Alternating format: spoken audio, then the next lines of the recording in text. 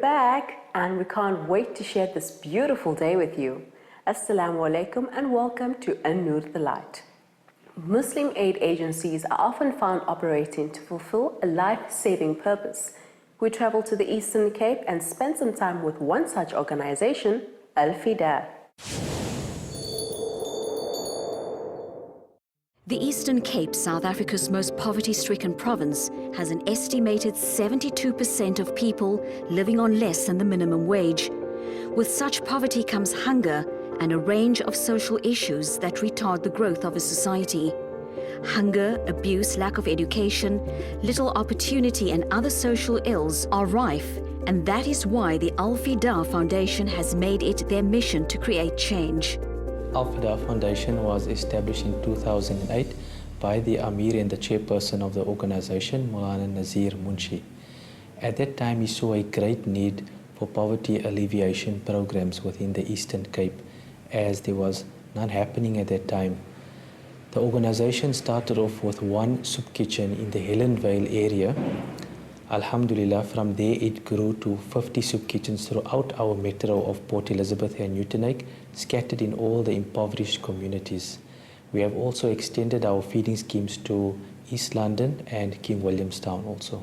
What started as a feeding scheme soon grew to a program to nourish minds and create opportunities. The Fidaa Foundation boasts a variety of training courses and facilities, including a sewing training enterprise program, computer skills and business courses, all of which takes place at the Fidaa Skills Development Center. We have taken on a skills development center. This is to skill an impoverished person so they may become financially sustainable. We look at this as one of the best action plans within the Eastern Cape to help our communities come out of poverty. And we started off with a sewing computer class whereby we teach a person from scratch how to make their own garment or manufacture their own garment. This will also include them to be able to do alterations and hemming for customers that come to them.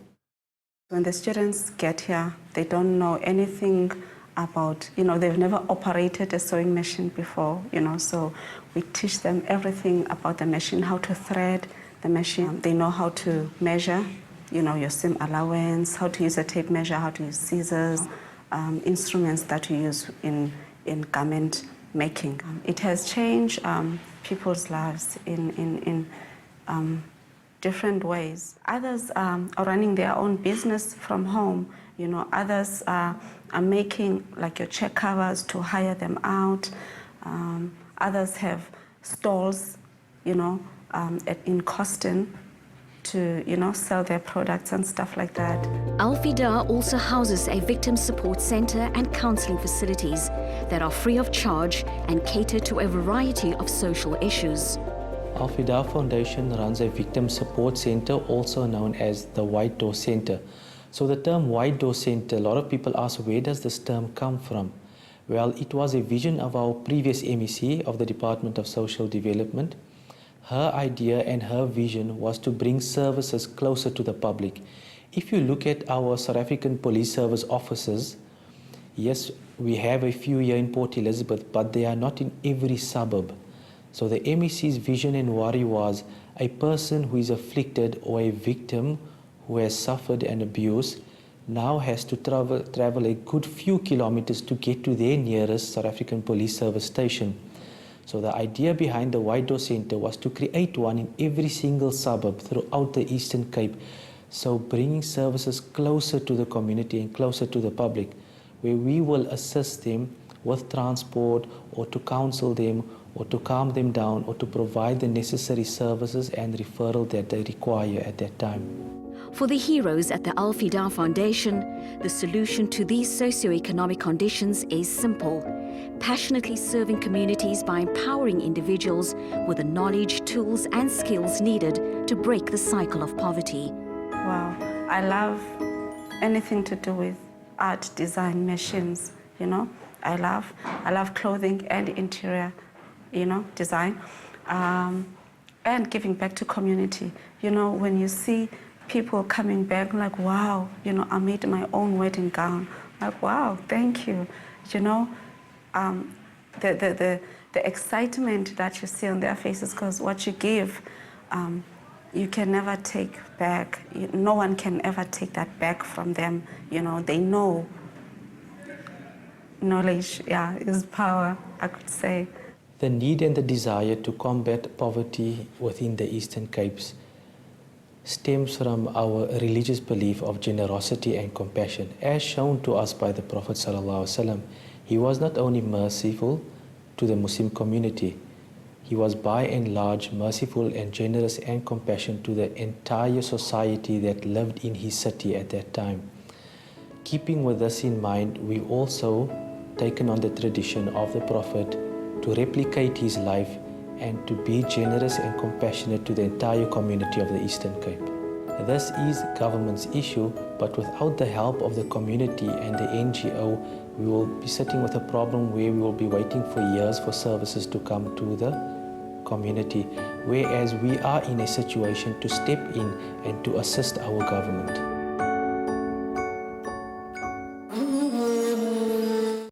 It's heartwarming to see how Muslims come to the assistance of their fellow South Africans in such a meaningful way.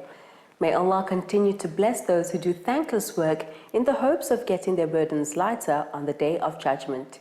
Next up is our Books, Tech and App segment.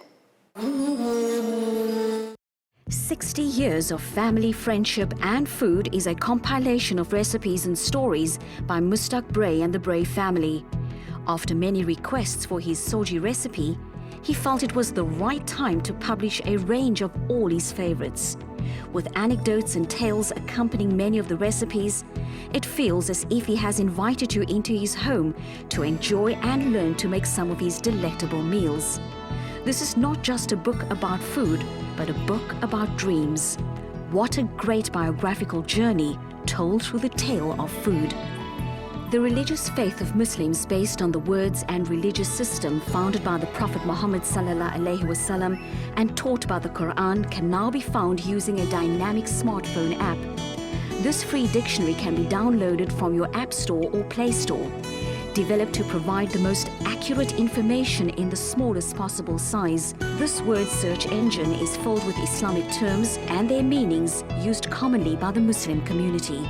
The world's first automatic wudu washer is changing the wudu experience, incorporating nanotechnology with antibacterial and antifungal coating. It makes taking wudu more hygienic. It also saves water when compared to conventionally taking wudu. With air vents to dry and speakers to play recitations, this greener technology still allows Muslims to perform wudu according to the teachings of Islam.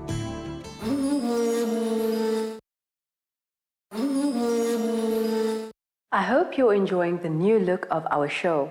I'm missing out a bit in traveling all over the country every week, but I can still catch it all from the comfort of my beautiful chair. The artwork on show is loaned to us, and we'd like to encourage anyone who wants to showcase their talent to send us a copy of their work, and we'll feature it on our wall. It is Social Justice Week, and we explore this topic as it pertains to Muslims in South Africa.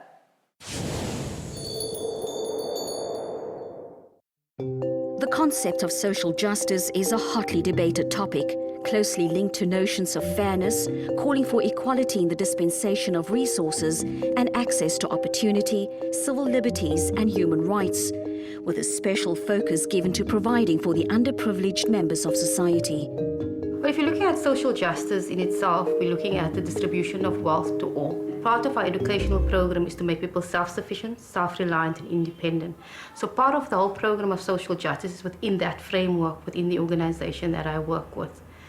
Part of the program that we run is particularly with children, women, men, unemployed, in educating them, in making sure that they become self-sufficient, creating employment for them, creating opportunity for them to take their positions in life further than what they are currently doing.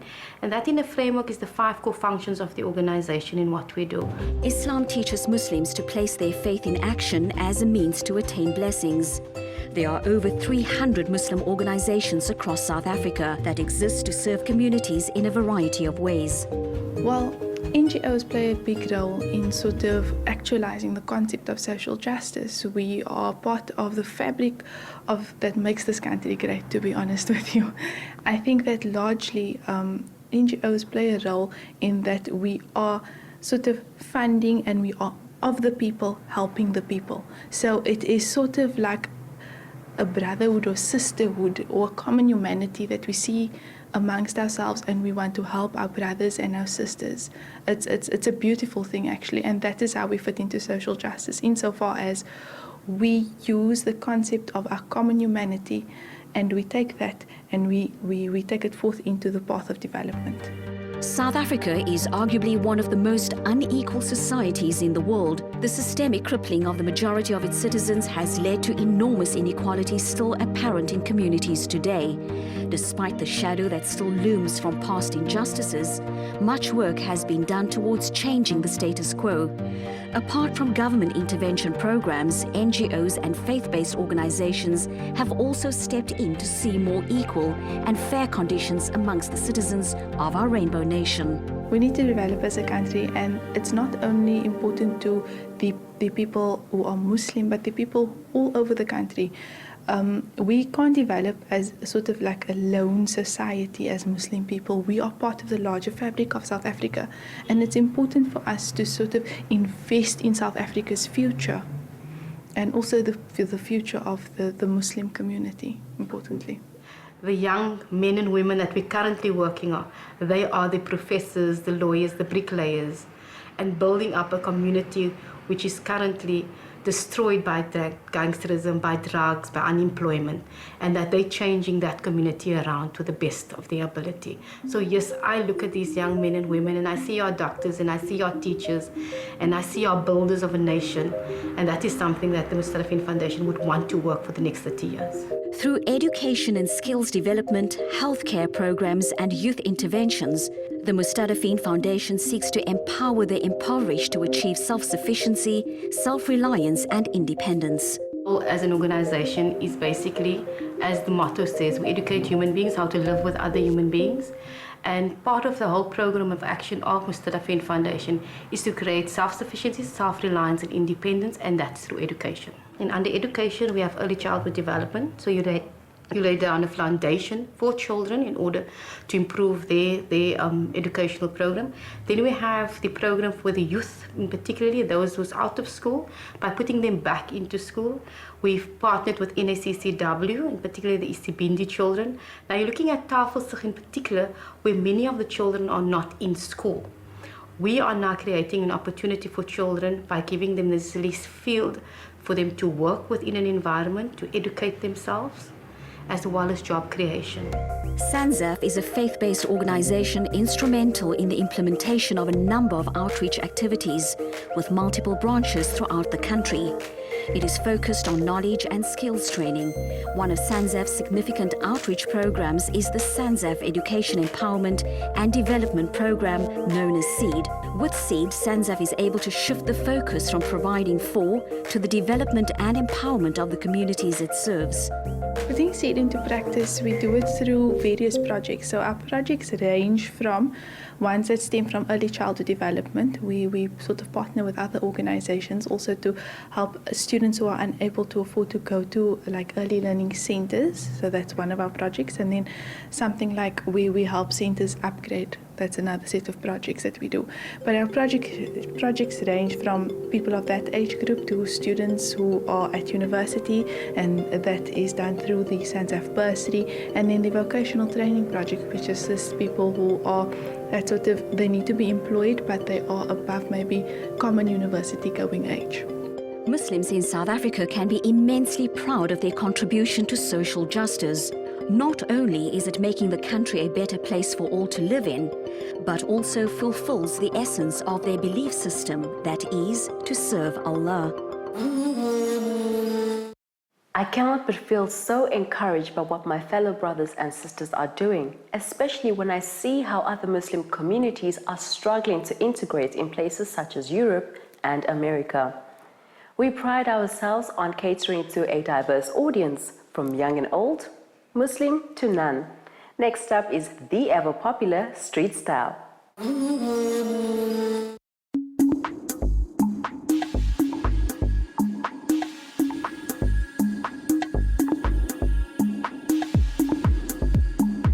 me, style is just something that you have in the inside that you show on the outside with your clothing.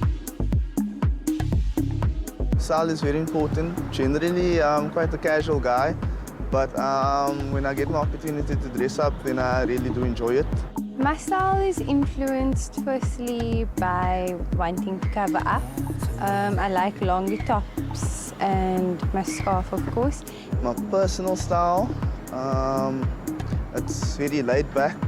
T-shirt, a chino, Havianis. My outfit is like skinny pants and more of a corporate sandal because of work, and then a shirt because shirt is corporate, but it's longer length so that it's still covered.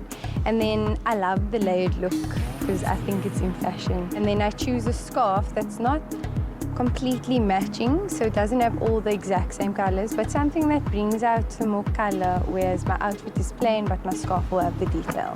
Well, today I'm wearing a navy blue suit with a Jordan Air and a white v-neck. I really like the color. Blue is my favorite color, and if I had to wear a shirt or anything, it would have been a bit too hectic, too formal, and just yeah, a nice sneaker.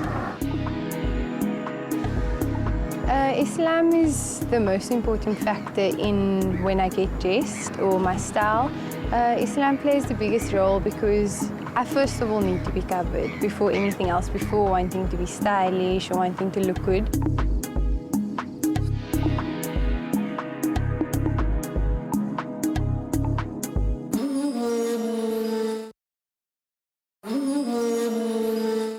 I'll always have a soft spot in my heart for the street style segment, as this is where I got onto my very first An NUR The Light.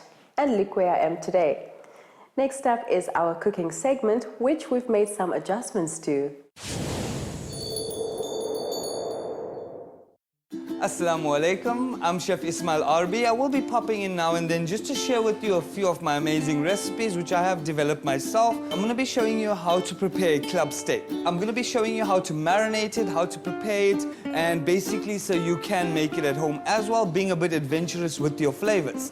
Right, so first of all, we're going to start off with your steak, right? Your club steak, done. Thereafter, we're going to go through, we need to add a bit of thyme in there. We're going to add a bit of garlic. We've got a bit of Cajun spice, fresh herbs, which is rosemary. We've got a bit of butter, salt, a bit of seasoning. Our starch going with the dish is going to be a parsnip and sweet potato mash. Hint of lemon just to add a bit of zest to it.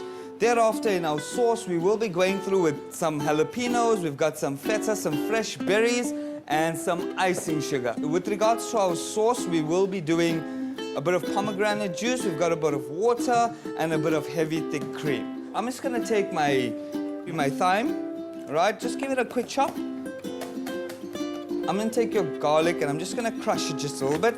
Some spice, some rosemary. We're going to be chopping up some of your fresh rosemary. The smell of fresh herbs, outstanding, lovely, brilliant. Then we're going to grab a bit of lemon and we're going to make some zest, right? Just to add a bit of flavor to our dish itself. Right, pop it up. Right, because we want to add that little bit of a zing to the dish itself, right? Thereafter, we're going to grab the club steak. Right, now we start our beautiful marination process, right? So we add a bit of rosemary to the dish itself. Right, we're going to throw in a bit of thyme as well. Right, a bit of lemon zest. Pop my garlic in there. What we're going to do is we're going to add a bit of olive oil to it. Right. Right, a bit of black pepper. Right, flip this meat over and I do the exact same process again. A bit of rosemary, a bit of thyme. Why? Because we'd love to add a little bit of a crust to the dish itself. Make sure that when you are done with this process, you massage your meat in, right? So then we're going to go for a little bit of salt. Right, we flip it over. A bit of veggie seasoning. And you want the meat to basically absorb all the flavors that you can possibly give it. Right, so we allow this just to rest for a good 10 to 15 minutes, right, in order to get the flavors running through the dish. I'm just gonna take a knob of butter. We add a bit of oil, right, into our pan as well. Why do we add oil? You would not want the butter to burn, so the oil allows it not to burn. Right, then we pop it directly onto the stove, and we just allow that to melt and get hot.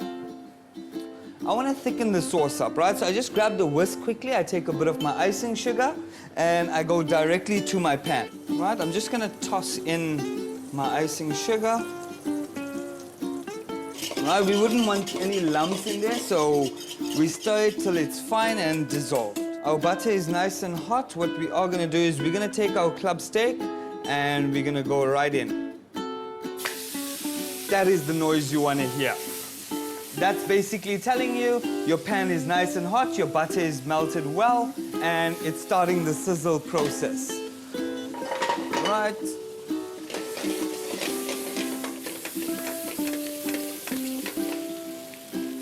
What we want is basically that's the color that we would love.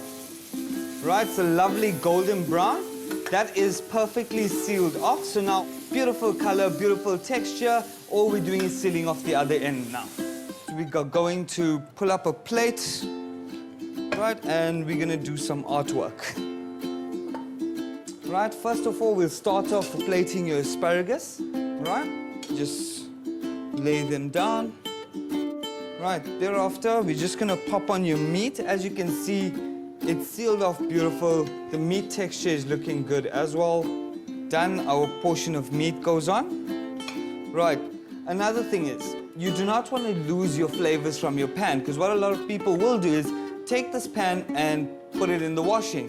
As chefs, we don't believe in that. We basically utilize every single flavor that we can get. I'm just gonna start piping your mash. Right.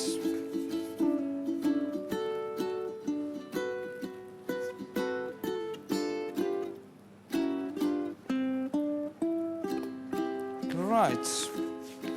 As you can see, the colors in the dish, right? We have a bit of green, a bit of brown, and a bright orange. That is what we look for in dishes. We want colorful, we want vibrant, we want exciting. Right. Our sauce is ready. Right, as you can see, it has thickened up quite nicely. It's a good texture. It's a running consistency as well. We are gonna throw in a bit of feta. Right, just crumble it up all over our steak. All our recipes will be on Facebook straight after the show. From me, Chef Ismail Arbee, Assalamu alaikum.